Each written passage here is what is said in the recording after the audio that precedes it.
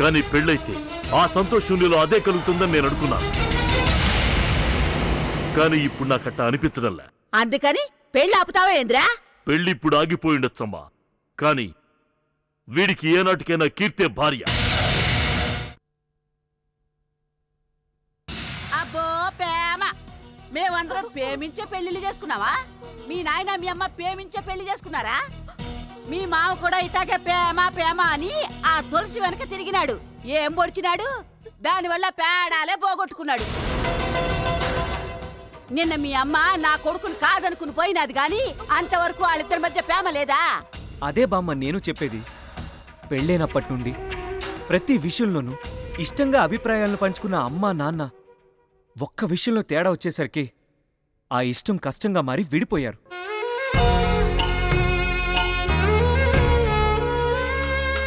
నాకు ఆ పరిస్థితి పెళ్లికి ముందే ఎదురవుతుంది.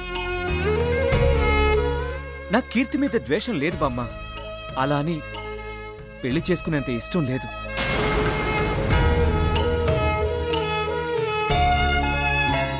మీకు చెప్పేంత వాణ్ణి కాదు నాన్న, కానీ నా అంతరాత్మకే నేను సమాధానం చెప్పుకోవాలి. ఇందాక మీరు నన్ను గమనించింది కొద్ది నిమిషాలే. ఒక తండ్రిగా కొడుకు సంతోషంగా లేడని మీరు అర్థం చేసుకున్నారు. సంతోషంగా ఉన్నప్పుడే పెళ్లి చేస్తారన్నారు గాని నాలో సంతోషం నింపాలని ఎందుకు ఆలోచించలేకపోతున్నారు నాన్న? దాని గురించి ఆలోచించినాడు కాబట్టి నీ ఇష్టానికి వ్యతిరేకంగా నడుచుకుంటున్నా. దానివల్ల ఏం సాధించారు నాన్న? భార్యకి దూరం అయ్యారు, మాకు తల్లిని దూరం చేశారు, ఈ ఇంటిని ఆనందానికి దూరం చేశారు, నాకు ప్రేమని దూరం చేశారు. ఒక్కరి సంతోషం కోసం ఇంతమందికి ఇన్ని దూరం చేయడం న్యాయమా నాన్న?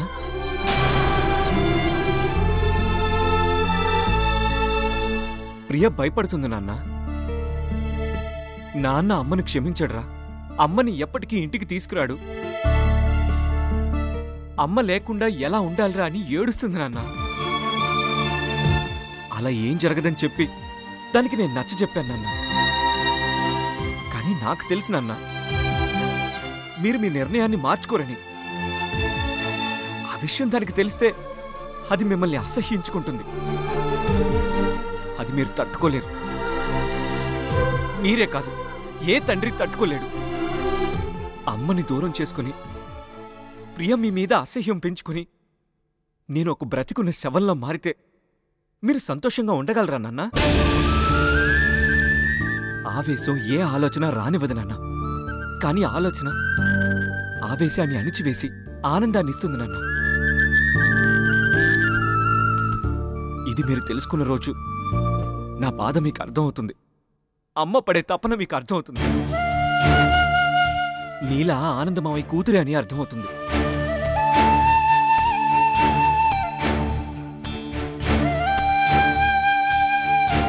కానీ ఒక్క విషయం గుర్తుంచుకోండి నాన్న, నీల లేకుండా నాలో సంతోషం లేదు, నాకు జీవితమూ లేదు. మీరు వస్తుందనుకుంటున్న ఆనందం నాలో ఎప్పటికీ రాదు. కీర్తితో నా పెళ్లి జరగదు. ఇది మీకు మాత్రమే నేను చెప్పడం లేదు, కీర్తికి కూడా చెప్తున్నాను.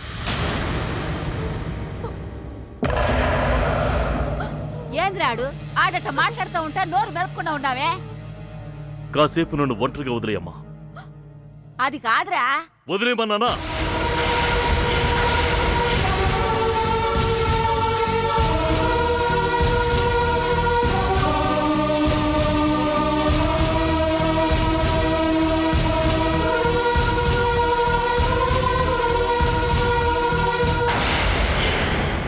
అరే, మన విషయాలన్నీ ఆ నేలకి ఎట్టా తెలుస్తా ఉండాయిరా? అదే అర్థం కావడం లేదు నాయనా. మన ప్రతి కదలిక ఆ నీలకు తెలిసిపోతుంది. రేలింగం బావా, అది ఫోన్ చేసిన ప్రతిసారి సిగ్నల్ కనుక్కొని మన వాళ్ళని ఆ ప్లేస్కి వెళ్ళమని చెప్పు. నాకు ఎట్టి పరిస్థితిలోనూ ఆ నీల కావాలి. అలాగే బావా.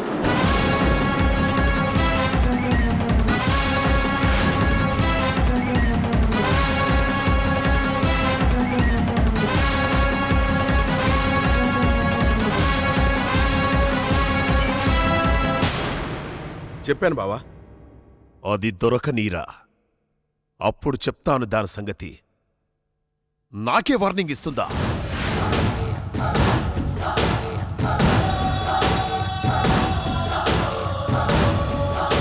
నమస్తే సార్. నమస్తే సార్. అదే బావా, బాడీగార్డ్స్ కావాలని చెప్పావుగా, వీళ్ళే. లింగం మీకు అంతా చెప్పాడుగా? చెప్పాడు సార్. మేము ఉండగా మిమ్మల్ని ఈగ కూడా టచ్ చేయదు. సార్ సార్ సార్ ఏమైంది సుబ్బారావు? సార్ మన గొడవని సీజ్ చేశారు సార్.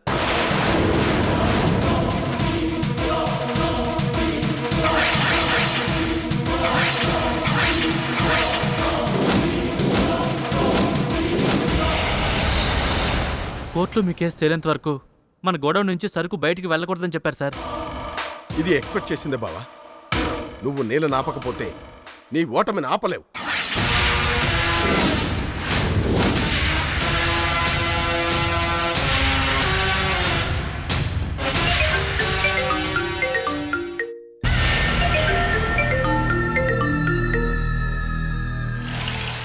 ఏంటి జేడి, టెన్షన్ మొదలైందా? పక్కన బాడీగార్డ్స్ ఉన్నారా? నీకు కావాల్సింది బాడీగార్డ్స్ కాదు, నీ కంపెనీకి సెక్యూరిటీ గార్డ్స్. ఐ మీన్ ఆస్తి నీదని రుజువు చేసే ప్రూఫ్స్. వాటిని ఎలా సంపాదించాలో ఆలోచించు. అవును, నువ్వు భోజనం చేసావా?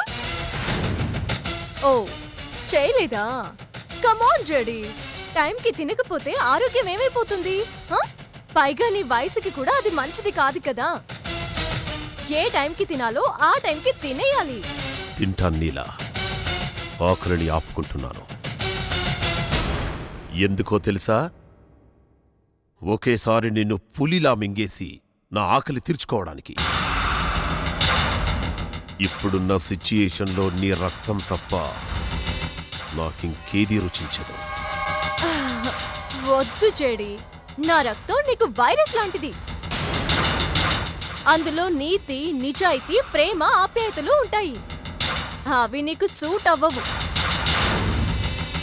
నీకొక విషయం చెప్పనా? ఇక ప్రతి 5 నిమిషాలకి నీ వర్కర్స్ వచ్చి నీకొక న్యూస్ చెప్పి వెళుతుంటారు. అది విని తరించు, ఓకేనా? నాకు తెలిసి నువ్వు అరేంజ్ చేసిన మనుషులు నా ఫోన్ సిగ్నల్స్ ని కనుక్కొని ఇక్కడికి వస్తూ ఉంటారు. వాళ్ళకి నేను దొరకకూడదు కదా. Bye JD. Next call, next place, next counter, వీటిని కనుక్కునే ప్రయత్నంలో ఉండు. All the best.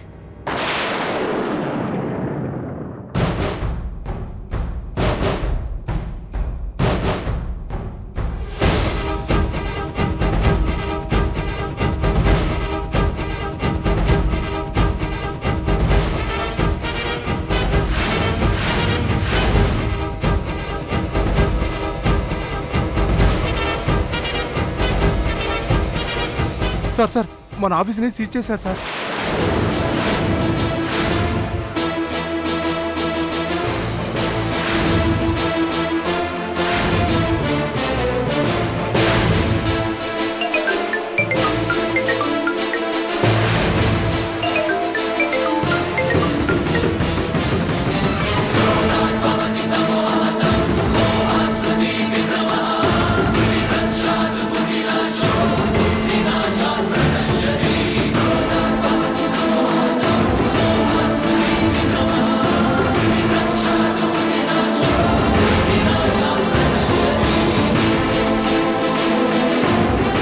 మళ్ళీ ఏమైనాదిరా? మన బిజినెస్లన్నీ సీజ్ చేస్తున్నారు నాయన. ఇప్పుడు ఎట్టారా? అదే అర్థం కావడం లేదు. రే లింగం బావా, పదరా.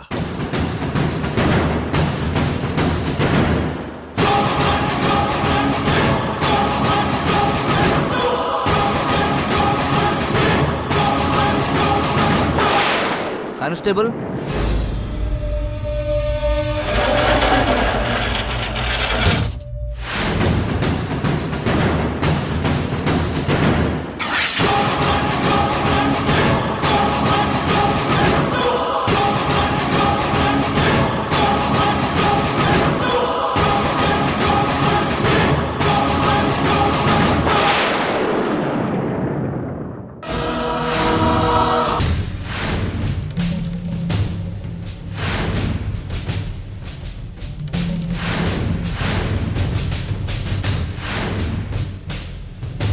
రేయ్, ఏమైందిరా? సీజ్ చేశారు సార్. కేసు తేలేంత వరకు అన్ని డీలింగ్స్ ఆపేయమన్నారు సార్.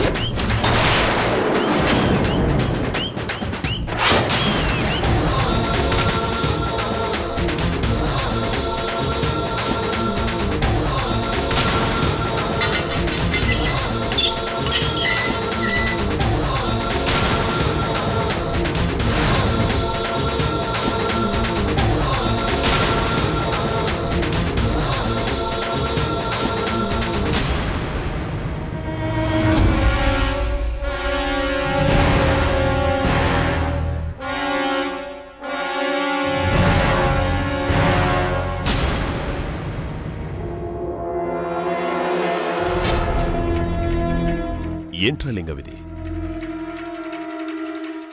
నేను రికార్డ్స్కి దొరకకుండా చేస్తున్న బిజినెస్ కూడా ఆ నీల సీజ్ చేయించింది. దాని దగ్గర ఇంత ఇన్ఫర్మేషన్ ఎలా ఉందిరా?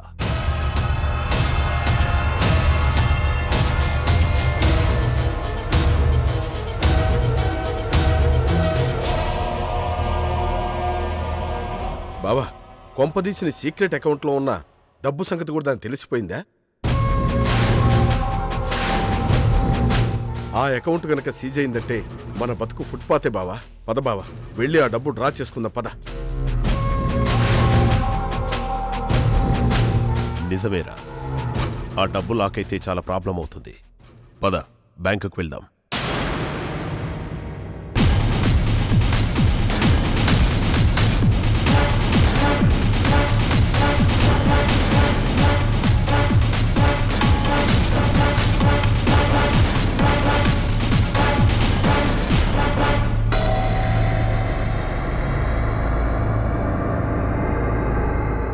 సారీ సార్, మీ అకౌంట్ ప్రస్తుతానికి హోల్డ్లో ఉంచాం. కోర్టు నుంచి నోటీస్ వచ్చింది కదా, కేసు క్లోజ్ అయితే గానీ మీ అకౌంట్ యాక్టివేట్ అవ్వదు అని అన్నాడు బావా. బావా, మన బతుకు ఇంకా ఫుట్పాతే. ఆ నీల మామూలుది కాదు బావా. మనల్ని మట్టు పెట్టందే నిద్రపోయేలా లేదు. నీలా? ఎవర్రా నీలా? నా జీవితాన్ని శాసించడానికి దాన్ని బ్రతకనివ్వను. లైఫ్లో జేడీని ఇంత టెన్షన్ పెట్టించగలిగింది అదొక్కతే. నన్ను రోడ్ల మీద కుక్కలా పరిగెత్తిస్తుంది కదూ, అది కూడా ప్రాణభయంతో ఇక రోడ్ల వెంట పరిగెత్తేలా చేస్తాను. దాన్ని నామరూపాలు లేకుండా చేస్తాను.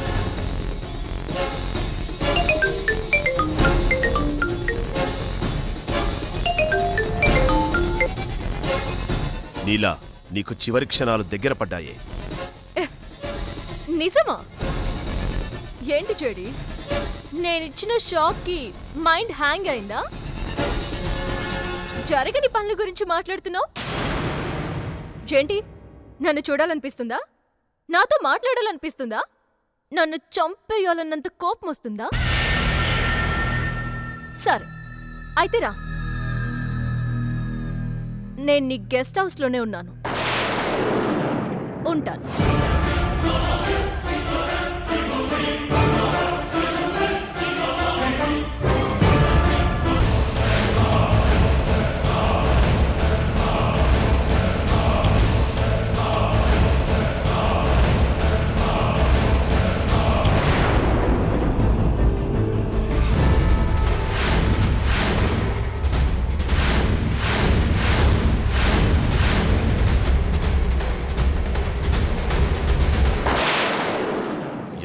ధైర్యమే నీకు?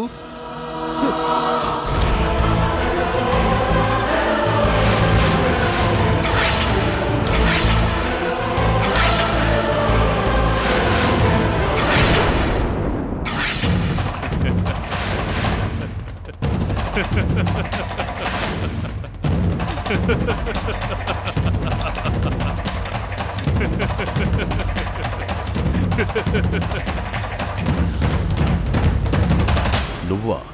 ఏంటి మా చెల్లిచ్చిన షాకులకి కళ్ళు మసకబారాయా? నీలెక్కడ్రా? నీల ఎక్కడుంటే నీకేంటి? నిన్ను మాత్రం ఉన్న చోట ఉండనివ్వకుండా ఊరంతా కుక్కలా తిప్పింది. చాటుగా కాదురా, తమ్ముంటే ఎదురుగా రమ్మను. ఆ మాటనే అర్హత నీకు లేదు జేడి.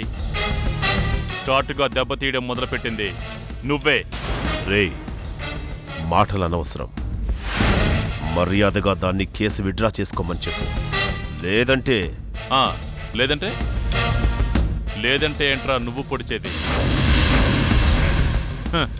ఇప్పుడు నీకు అడుక్కోవడం తప్ప అధికారం చలాయించే అవకాశం లేదు జేడి. నాకు అవకాశం లేదని తెలిసినప్పుడు ఎదుటివాడికి బ్రతికే అవకాశం ఇవ్వనురా.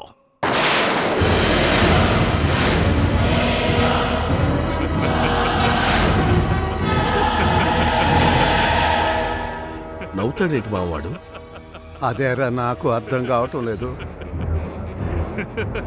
ఇంతకు ముందు బెదురు చూపులతో భయపెట్టేవాడు, ఇప్పుడు వీడు నవ్వుతో భయపెడుతున్నాడే. లేదు మామ, వాడి నవ్వులో ఏదో కాన్ఫిడెన్స్ కనబడుతోంది. నవ్వరా, నవ్వు, తనివి తీరా నవ్వు. ఇకపై నీకు అవకాశం ఉండదు. నా అవకాశం పక్కన పెట్టి జేడి, నీ అవసరం గురించి ఆలోచించు. నీకు ఆస్తి కావాలి, మాకు రఘురామ్ గారు నీల ఆనంద్ కూతురే అని నమ్మాలి.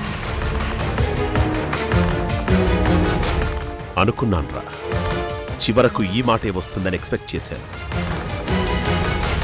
అసలు నా గురించి మీరేమనుకుంటున్నారా? మీరు బెదిరించగానే భయపడిపోయి నిజం చెప్పేస్తానని అనుకున్నారా? రేయ్, నన్ను దోషిగా నిరూపించాలంటే చాలా ఆధారాలు కావాలి. తెలుసు జేడి, అందుకే అన్ని ఆధారాలు సేకరించాం. అవి చూస్తే కోర్టులో కేసులు, సాక్ష్యం సరిగ్గా ఉంటే క్షణాల్లో తీర్పుకొచ్చేస్తాయని నీకే అర్థమవుతుంది. చూడు, నువ్వు ఎలా దొరికిపోయావో అడ్డంగా.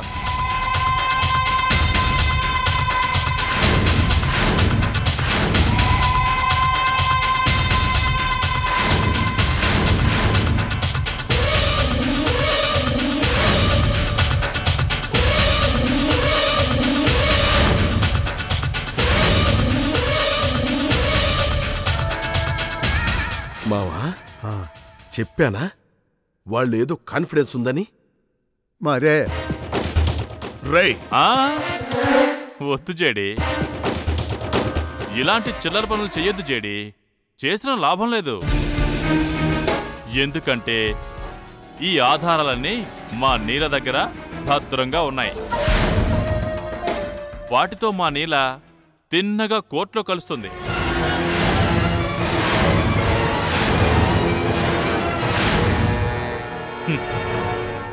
ప్రాణభయంతో మనుషుల్ని కాపలా పెట్టుకున్నాం, కానీ ఇప్పుడేం చేస్తాం? నీలమ్మ నిన్ను గాబరా పడేలా చేసింది ఇందుకే జేడి. నువ్వు కంగారులో ఇలాంటి తప్పులు చెయ్యాలనే. పాపం, ఎంతసేపు ఆస్తుల మీద, బ్యాంకులో ఉన్న డబ్బుల మీద నీ ధ్యాసుందే తప్ప నిన్ను ఎవరు గమనిస్తున్నారు, ఎలా నీ రహస్యాలు కనిపెడుతున్నారు అన్న ఆలోచన రాలేదే. నువ్వు వెళ్ళిన ప్రతి చోటకే నేనొచ్చాను జేడి.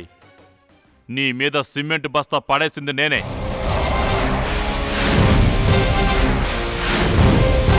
నువ్వు రావడం కన్నా ముందే నేను ఆ బిల్డింగ్లోకి వెళ్ళాను. ఇప్పుడు చెప్పు జేడి, రఘురామ్కి నిజం చెప్తావా, లేక ఇందాక చెప్పిన సమాధానమే మళ్ళీ చెప్తావా? నీకు ఇంకో షాక్ ఇస్తాను జేడి.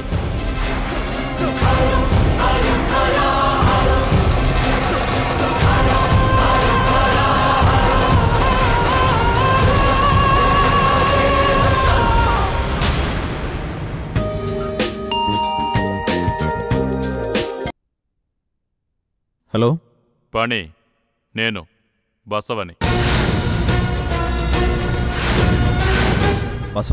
బసవ ఎవరు? తెలుసు పాణి, నువ్విలా అంటావని తెలుసు. కానీ నేనెవరో తెలియచేయడానికి నా దగ్గర ఆయుధం రెడీగా ఉంది. ఎవరో తెలుసా? మీ నాన్న.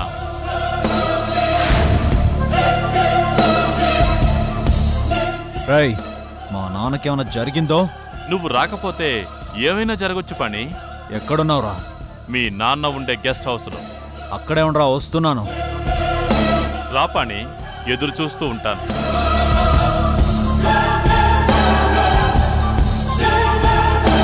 జడే, నీ కొడుకు బయలుదేరాడు.